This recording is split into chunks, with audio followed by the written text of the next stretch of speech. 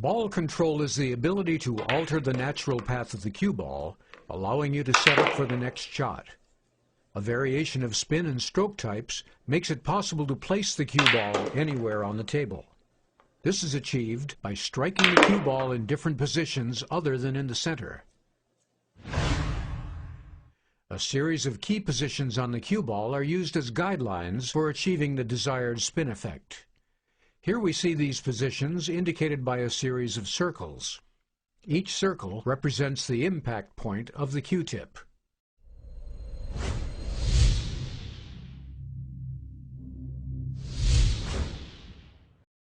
The stun shot, sometimes referred to as the stop shot, is used to eliminate any forward movement on the cue ball after it makes contact with an object ball.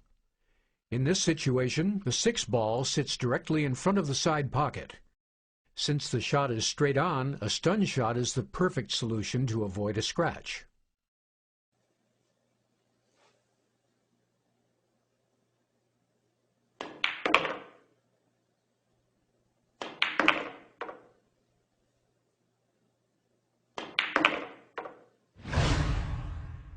The shot is performed by striking the cue ball just below center. This causes the cue ball to slide along the table instead of rolling naturally. Upon contact with the object ball, the cue ball's sliding motion stops, leaving the ball stationary.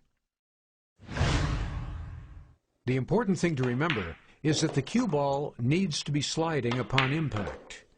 This means that it cannot contain any forward or backward spin when it contacts the object ball.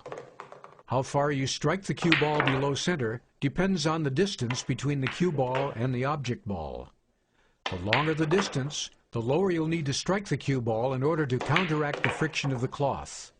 This will ensure that the cue ball will slide farther rather than resume its natural rolling motion.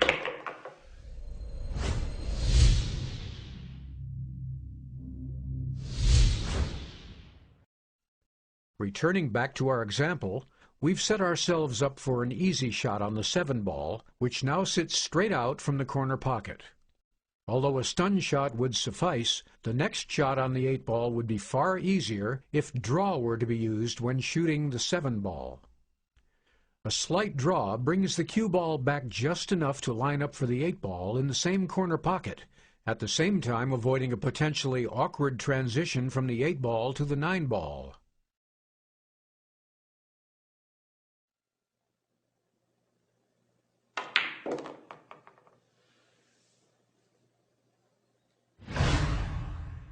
The draw shot is executed by striking the cue ball near its bottom edge. The cue ball actually spins backwards, even though it is sliding in a forward motion.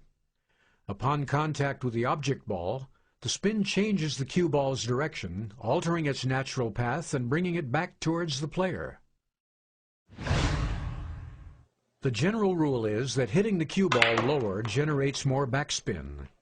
As with the stun shot, shooting a distant target requires more spin in order to counter the friction caused by the cloth.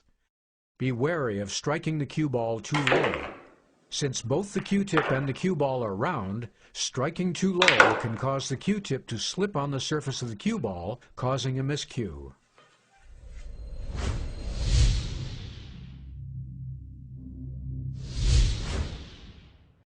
Returning back to the example, the cue ball is now placed nicely for the 8 ball.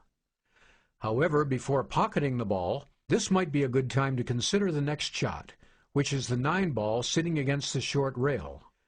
Ideally, we'd like to make this as easy as possible and avoid a potentially difficult cut shot on the 9 ball.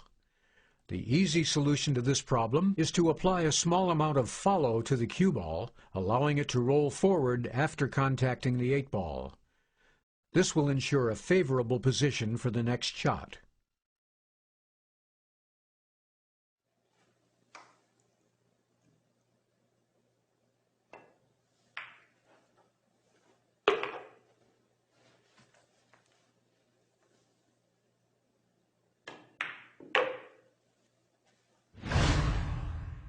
The follow shot is achieved by striking the cue ball above center.